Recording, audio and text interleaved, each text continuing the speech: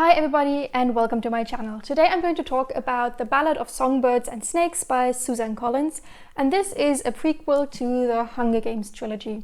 And I personally thought that the book was fine. It's a solid 3-star read, but according to Goodreads, a lot of people disagree and actually think it's pretty bad.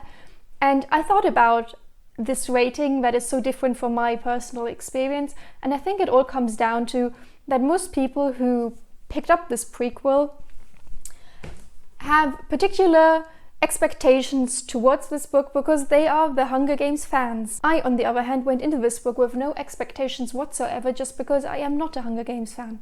So I thought it would be interesting to review this book now, then read the first book in the Hunger Games trilogy, and then come back and review The Ballad of Songbirds and Snakes again. Before going into the Ballad of Songbirds and Snakes review pre-reading the Hunger Games, I just want to give you a short insight into my history with the Hunger Games so far. So I did read the trilogy 10 years ago, but my memory is absolutely horrible, which is why I hardly remember anything and think I can do this video as a non-Hunger Games reader, because the only things I remember is that Katniss is chosen to go to the Hunger Games. You're wrong. She goes there. There's a Rita Skeeter type of person. It's a total fabrication. Peter and her both survive the games because they pretend to be a couple. That's all I remember. Everything in between is a blank. So I'm going into this in a relatively neutral way. But let's begin with my review. So I personally thought that this was a solid read. I don't have that much experience reading dystopian YA novels, but on its own it was fine. So in this book we follow President Snow before he was a president. He's 18 years old in this book, and we're following the 10th Hunger Games, so pretty closely after the war, and this book just kind of describes President Snow's origin story and how he became this super evil villain, and it also shows how the Hunger Games kind of became what they are by the time we come to the trilogy. And if you're expecting a huge origin story, this book will disappoint you, because Snow is a shitty character from the first page until the last page. He is not a likable character, and he does a lot of things before he really turns evil that are not good, or give you this insight that he's not the sanest person of all. And for that reason you don't get this huge character development. Instead it's more a character study of this unlikable character becoming less and less likable, and just all the facets to his character that make him the perfect villain later on. Next to Snow we have a second character called Lucy Gray. She is the tribute from District number 12 in this book, and Snow is her mentor before the games, and he kind of falls in love, though I wouldn't say it's love, it's more of an obsession. And she is the polar opposite to him, so she's this quirky, positive character, very innocent, very not naive, but she just has this positive outlook on life, and I think she's supposed to be a very likable character and someone the reader identifies with. But I personally disliked her character more than I disliked Snow's character, just because she was this cliche pixie manic dream girl type of character who is not like the other girls, and I just thought her to be very annoying and over the top, so I couldn't relate with her. I was way more interested in Snow's character, even with him being less likable. What I enjoyed the most about The Ballad of Songbirds and Snakes is Suzanne Collins' writing style. I think that's probably also the reason why her books are so popular, because she has this way of writing that really forms a picture behind your eyes. So I personally have a difficult time mostly imagining stuff that authors describe, and in her case, or in this book's case, that was not a problem at all. I could really imagine the Capitol, I could see the characters, just the way the arena was built up for the 10th Hunger Games, so it was a very enjoyable reading experience. And her writing style, even if there was not that much happening, at a certain point it really engaged me and kept me coming back to this book again and again because I did not manage to read it in one sitting. But yeah, I put it down, did something else, and I came back and I wouldn't say I was hooked, but I was intrigued all the way through the story. What I also really liked, next to the writing style of the Ballad of Songbirds and Snakes, was the description of the Hunger Games. In this book, the Hunger Games are nothing compared to what we see in the trilogy. Here they are very basic and just brutal without everything surrounding them. So in here we only have kids with knives kind of killing each other off without the arena having these special effects and people really celebrating the fact that the Hunger Games are taking place. And I just like this historical background and seeing how far the games come within the 30 years or so that lie between this book and the trilogy, and just see how Snow formed the games and what impact he had on the games, and there's just what nasty evil aspects he added. And I thought that was really fascinating, and just the history and how people could justify implementing such games right at the beginning, and how people in the capital saw the games before they were this established thing that took place every year again and again. I do have one negative thing to mention about the book, and that is the ending. As I said before, Snow is a shitty character right from the beginning. He's not likable at any point, though he has his light moments where you think, oh, he could be nice, and then he just kind of messes it up. But in the end, you just see this major turning point, or this thing that really makes him evil. And I thought it was just way over the top, and it came so suddenly compared to everything he'd done before. So everything evil and nasty about him at this point had been at a pretty low level. It was more a character thing, and in the end he acts on it, or you see how it manifests in his actions, and it was on a completely different level. It was so sudden. As a reader, you didn't really have time to process what just happened, and I think that could have been a bit more fleshed out, or other parts shortened to concentrate more on this big thing he does in the end. In general, it was a 3-star read. It was fun. It wasn't amazing, but I thought it was stellar.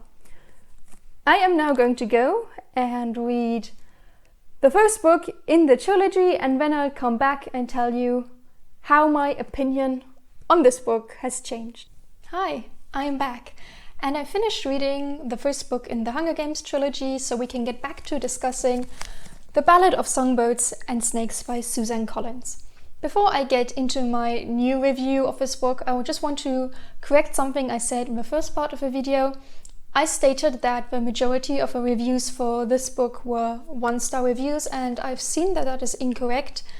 As a matter of fact, the majority of the reviews are good. It's just that the most popular reviews on Goodreads are 1-star reviews, and when I scrolled through them, I just saw those and didn't pay too much attention to the overall rating, so I just wanted to put that out there. Regarding this book, now that I've finished the first book in the Hunger Games trilogy, I do have a better understanding why people might be so upset or disappointed with this book, and I think it is because Susan Collins had completely different objectives when she was writing this book than she was writing the trilogy, and we've seen this with different authors or universes before.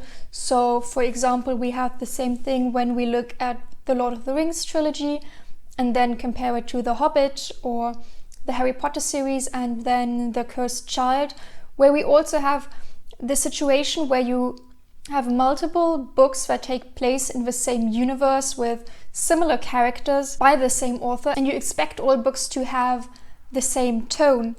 And that isn't the case with The Hobbit or The Cursed Child, but at least there the title gives you an indication that it's going to be different.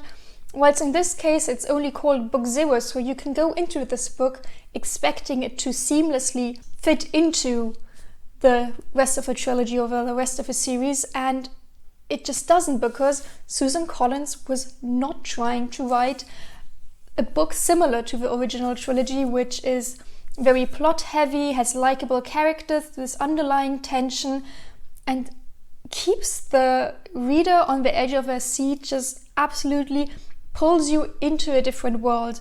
And the Ballad of Songbirds and Snakes doesn't even try to do this.